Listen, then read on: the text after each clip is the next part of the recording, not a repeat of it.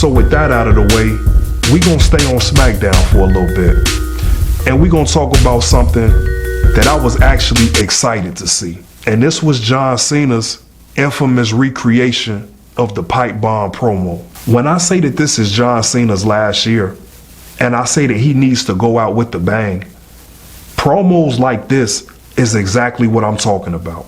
See, contrary to popular belief, I'm not hard to please. It's just that the show is either gonna be good or it's not. It's no in between. And we've seen too much greatness in the world of professional wrestling to settle for less.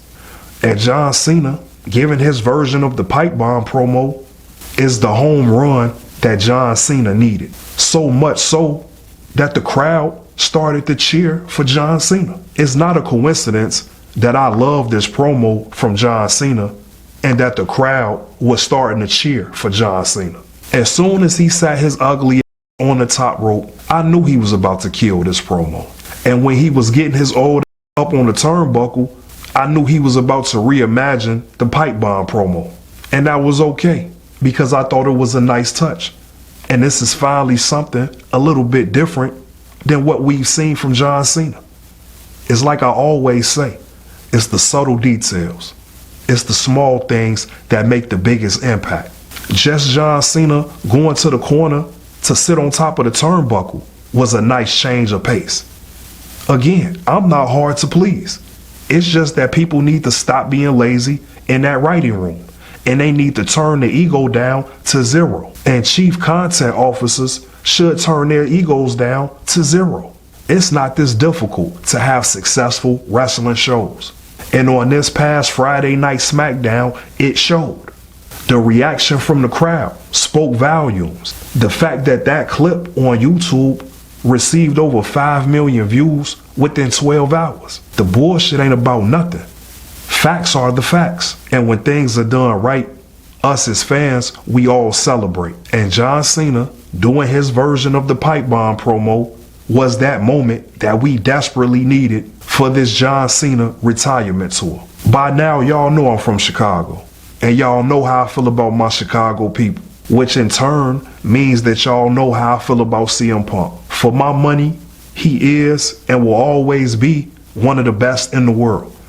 And anytime that CM Punk is attached to a wrestling storyline, I expect for it to be great. I know that it's going to be on point.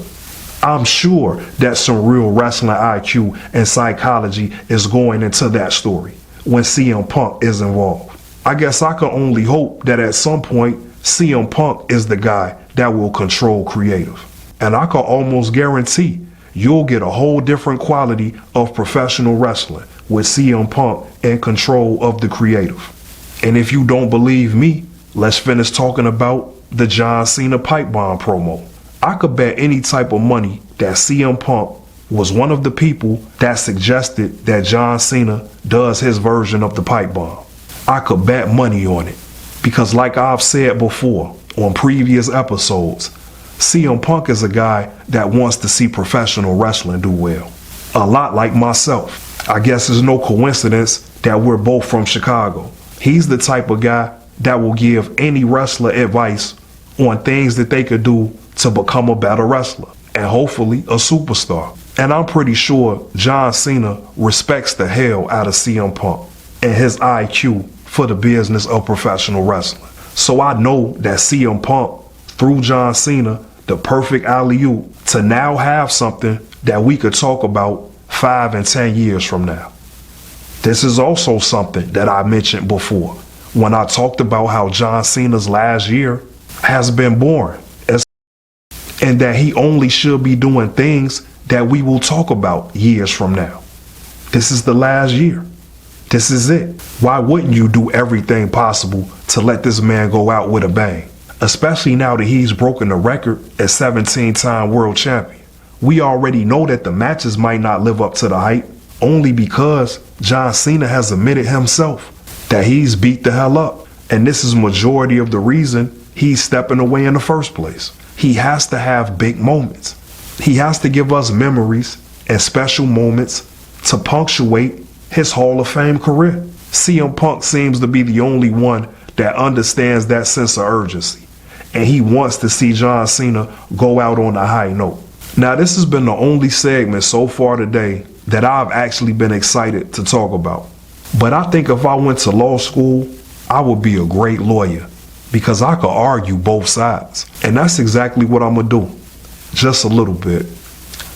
The WWE is very eco-friendly because they love to recycle. We talk about that almost all the time here on Worldwide Classic. The WWE just loves to recycle. It was still recycled from CM Punk's Pipebomb promo. I give it all the credit in the world because it's the best thing John Cena has done since he's won the title. But I gotta play devil's advocate. Obviously, it's still based off someone else's work. As good as it is that good because CM Punk made it legendary. CM Punk has to be a first ballot Hall of Famer. And his original Pipebomb promo is something that's gonna live in the allure of wrestling forever amongst true wrestling fans. I'm from the music world, and it's almost like when rappers and producers sample a song from the past and then act like they just made this big hit.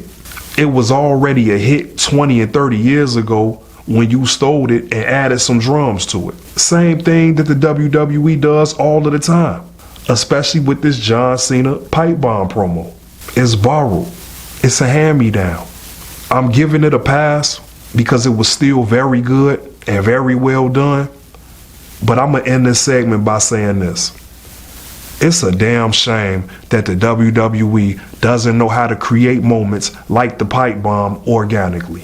It should be degrading to be a writer for that company and not know how to create great moments and great segments from scratch. Why even have the damn job?